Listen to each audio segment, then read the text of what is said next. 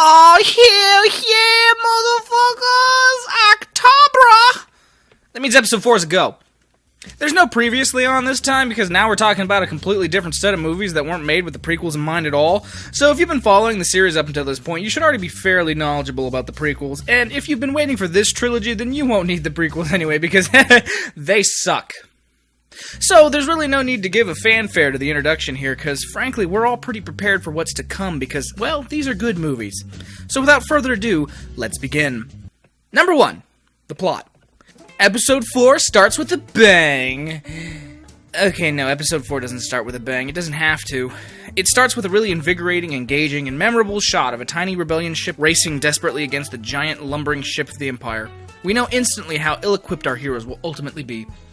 This shot says everything we need to know without saying one word. In fact, this is so genius, I have a feeling that George Lucas had nothing to do with it, and probably fought against putting it in the movie. The little ship is eventually captured and boarded, and the treacherous Darth Vader enters. At this point, he is not Anakin Skywalker, and not just because Star Wars tells us, but because he is literally a different character. The only time in prequels that Anakin seemed remotely evil or drunk with power was when he killed children. And that was just forced and contrived. Here, he's finally allowed to just be our villain. It's simplicity at its finest, which, by the way, I'm going to mention just how simple this movie is a lot. And that's such a refreshing thing, and is the only reason this story became so well known. It's not complicated. There isn't any political drama. There's just, here's a princess, she has her Death Star plans, and she's on the run from an evil Vader and his empire. That's it. So anyway, Vader captures the ship and Leia, and he tries to get the plans out of her, but she won't budge. Darth Vader, only you could be so bold. The Imperial Senate will not sit still for this. When they hear you've attacked a diplomatic... Don't act so surprised, Your Highness. You weren't on any mercy mission this time. Okay, wait. Just hold on one second. Now, I still love these movies, obviously, but I'm gonna point out shit when I find it. Who the hell does Leia think she's gonna fool with this line? Like, how stupid does she think Vader is? If you're just shuttling the ambassador around, even if he was on the ship, then you can't tell me with a clear conscience that when the Imperial ship shows up asking if you have the thing that they're missing, you most certainly don't step on the gas and open fire. And you very certainly don't lock the doors, send a squad of soldiers to the door to straight up murder the stormtroopers as they try to investigate the crime. Now, I don't normally side with the Empire when it comes to Star Wars debates, but really, if Leia thought that line could somehow save her skin, then I think she's way more of a coward than we give her credit. It's not like she's trying to save the plans or anything. She's already shot those things into space. This is just her being scared she'll be assassinated right then and there. She's just stringing together some bullshit to save her own life. So anyway, Leia did have the plans on board, and she did send them with R2-D2 down to the planet of Tatooine. R2 and C-3PO get caught up with some Jawas and are accidentally sold to the farm boy Luke Skywalker and his family. At this point, some Will of the Force shit is going on here, because knowing what we know now, Luke and Owen almost bought that little red astro droid instead of R2.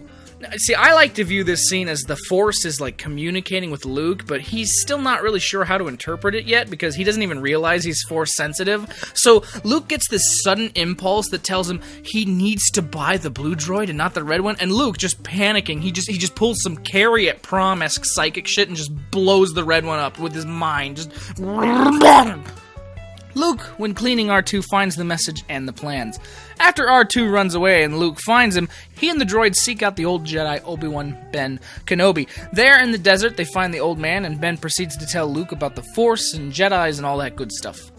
Ben convinces Luke to go with him to take the messages to Alderaan, but not before the Empire fries his aunt and uncle in a steamy inferno. Luckily, Kenner Toys made figures of these guys, too. No action set is complete without your charred corpses of former family members.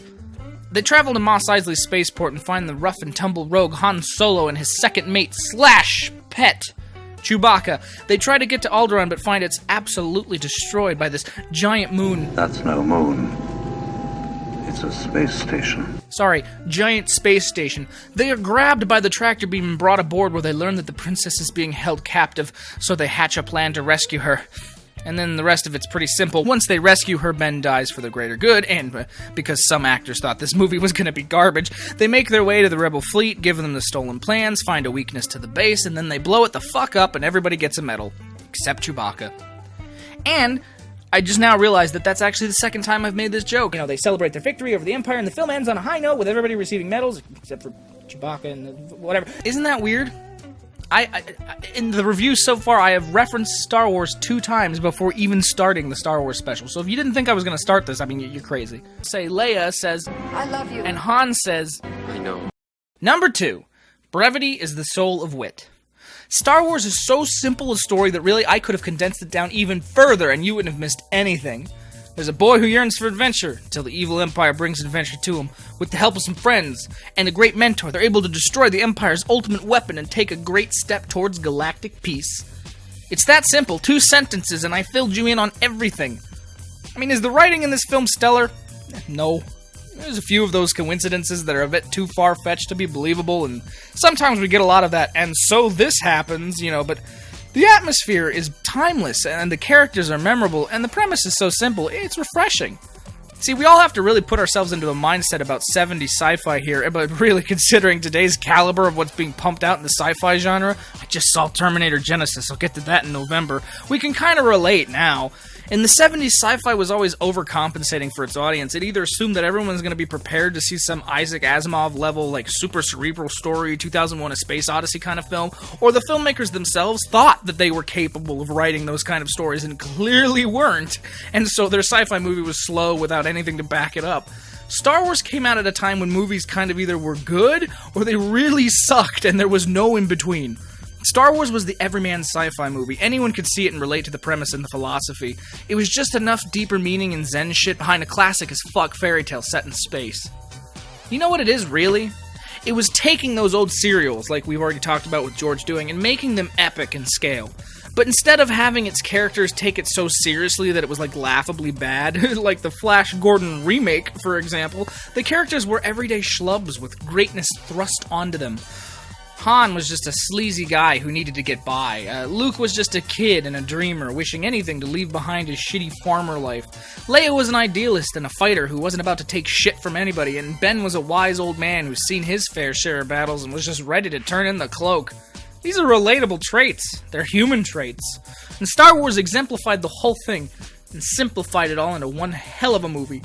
Star Wars revolutionized filmmaking the decades it lingered on into. One of the things you'll also notice about old sci-fi movies is the fact that space scenes never moved.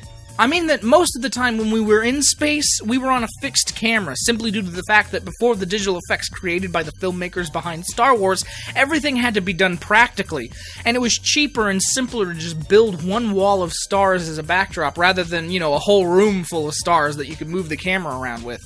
Star Wars pushed the boundaries of what sci-fi could be, both in story and visual effects, and it did it in a way that was ingenious in its design. Number 3. By the way, what the fuck is the hero's journey? I figure I should probably mention this in full detail real quick at some point, because I keep referencing it without fully explaining it, and there might be some people out there who still don't understand it completely. The hero's journey is the archetypes of a mythological character and what he or she must endure in order to be considered a hero. Well, and what's a hero? Well, Joseph Campbell, the creator of this theory, describes it as someone who gives their life to a cause greater than themselves. Where a child has to give up its childhood and become an adult, has to die, you might say, to its infantile personality and psyche, and come back as a self-responsible adult, called the myth of the birth of the hero. He says that everyone is a hero in his birth. He has undergone a tremendous transformation. Hey, you know, that's some pretty deep stuff, isn't it? It's almost like you can see where I'm going with this. What is Star Wars? Well, it's a myth. It's a way of life. Star Wars follows the hero's journey to the point that it's a philosophy. These movies aren't just one generation's movies. They're every generation's movies. A lot of the time you watch something that's over 20 years old and you can realize that it's not all that great. But it was pretty popular when it came out originally. I mean, that's a movie where you can give credit for it paving the way for something better. I mean, after all, everything has to start somewhere. Star Wars is like looking at the old Flash Gordon movies and saying, well, these are basically the same, but, you know, this one's better. I think that the Star Wars is a valid mythological perspective. I think that George Lucas really did a beautiful thing there. Joseph Campbell saw all of that. He knew what was up about Star Wars and the reason why they were such popular movies. They're actually spiritual experiences in their own right, just because they're such likable characters and a good story. So let's do a quick scope of the whole thing using Campbell's most famous design, the 12 steps of a hero's journey. Sometimes the steps vary depending on who you're talking to, but it's generally considered 12, and these steps are seen in pretty much every great work we know in some way or form. Step 1. The ordinary world. Luke's world is very ordinary. He's stuck on a farm and pines for adventure. This is usually the start to some of the best stories. Step 2. The call to adventure. Suddenly, Luke is in possession of 2 droids with a message vital to the rebellion. He takes them to Obi-Wan, who tells Luke of his destiny as a Jedi and that he should come with him to bring the messages to the princess. Step 3. Refusal of the call. Luke is unsure of himself and his abilities. He doesn't think he's capable of being part of a rebellion, though ultimately he's persuaded in after losing his aunt and his uncle to the Empire. This is also the start of Luke's arc. You must learn the ways of the Force. If you're to come with me to Alderaan. I'm not going to Alderaan. I've got to get home. It's late. I'm in port as it is. I need your help, Luke. She needs your help. I'm getting too old for this sort of thing. I can't get involved. I've got work to do. Step 4. Meeting with the mentor. Obviously, Luke's already officially met Obi-Wan at this point, but he doesn't start the training with him until he's on the Falcon on their way to Alderaan. I mean, these steps, of course, don't also have to be in exact order. Step 5. Crossing the threshold. Luke and the rest realize pretty suddenly that Alderaan has suffered a terrible fate, and that what would have just been a routine delivery has become something far more dangerous as their tractor beamed into the Death Star. At this point, Luke and the party can't turn back. I mean, Lucas shows us this literally with the tractor beam. They've crossed the threshold, leaving the ordinary world, and are entering the one of the hero. Step 6. Tests, allies, and enemies. Luke's tests come in the form of attempting to break the princess out of her cell, escaping the trash compactor, and finally facing the loss of his mentor he had with Obi-Wan. They're physical challenges as well as emotional ones. He's also gained a new friend in the princess and Han, and he has made a powerful enemy as he now wants nothing but Vader's destruction for killing his friend Obi-Wan. Step 7, the approach. Steps 7 and 8 actually kind of overlap with Step 6 a little in that the approach takes place before Obi-Wan's death, as it's when Luke and the party are making their way from the Death Star and into the Falcon to escape. Step 8, the ordeal. The ordeal is Obi-Wan's death. Luke is faced with death for the first time that generally also involves him. While the death of his aunt and uncle were tragic for him, the death of Obi-Wan represents the death of the Jedi. Luke aspires to be what Obi-Wan was, and he aspires to be a Jedi. But this whole mythological thing is shattered as he realizes that even Jedi can die, and even he can die even if he becomes a Jedi. With this realization, Luke learns a lesson about vulnerability and sacrifice. Step 9, the reward. The reward in this case is actually just knowing that the princess, who is one of our leaders in the rebellion, and that the Death Star plans are brought safely back to the rebels at home. Our heroes are in possession of these things and are able to escape. Step 10, the road back. Now, Luke and his party have to make it back to the base to deliver the plans, but a few TIE fighters follow them, and there's suddenly more urgency now in their mission. See, we now realize that they have 2 things that the Empire fears most, a rebellion leader and the Death Star plans, and they'll stop them at any cost. Step 11, the resurrection. Luke's resurrection isn't a literal one, like Jesus, but it's one of spirit and resolve. Luke's last sacrifice is when he's put to the test of blowing up the Death Star on his own. He's faced with the knowledge that the targeting computers are not capable of hitting the target by themselves, and that the voice in his head is telling him to let go and use the Force. He's putting his own life on the line by choosing to turn off the targeting computer, and he's completing his arc by finally being able to trust in himself. If Luke were to fail here, the Empire would fire on the Rebel base, destroying any hope of its winning against the Empire, and Luke would be ostracized and probably killed by the Empire. Ultimately, he succeeds and is able to put his trust in himself and in the Force, a theme that runs throughout the whole original trilogy. Step 12, return with the elixir.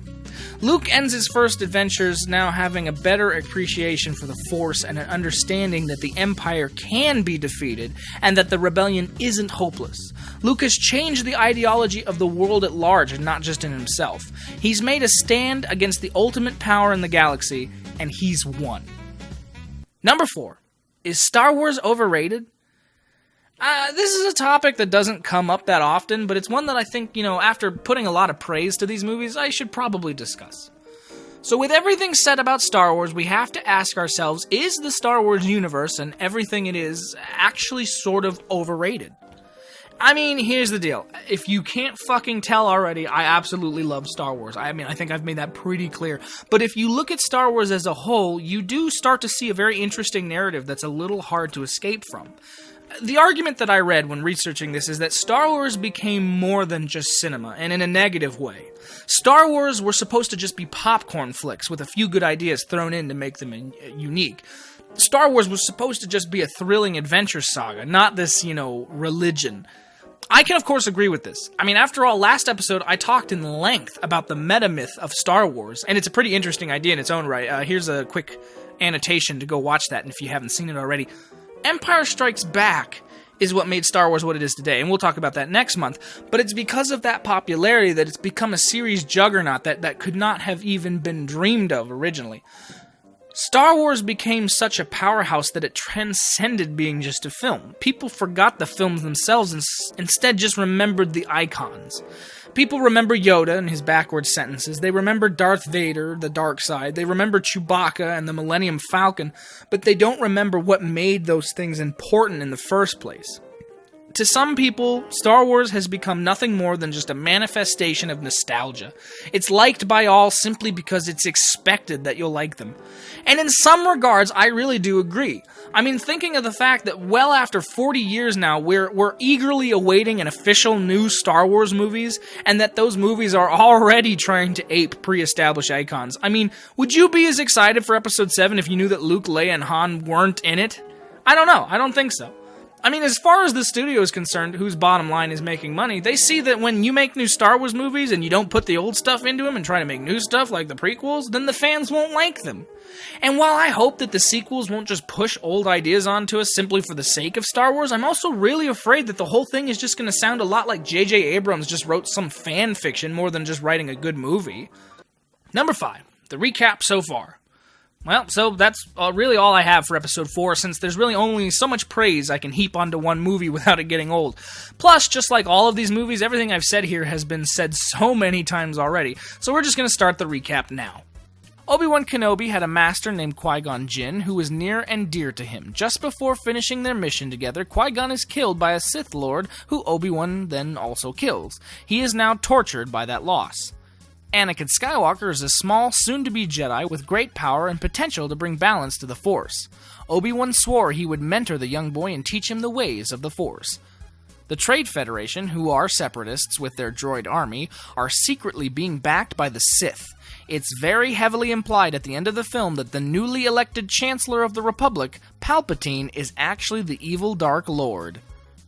Years later, Padme was under threat of assassination, so now Obi-Wan and Anakin, who has now grown up, are in charge of her protection.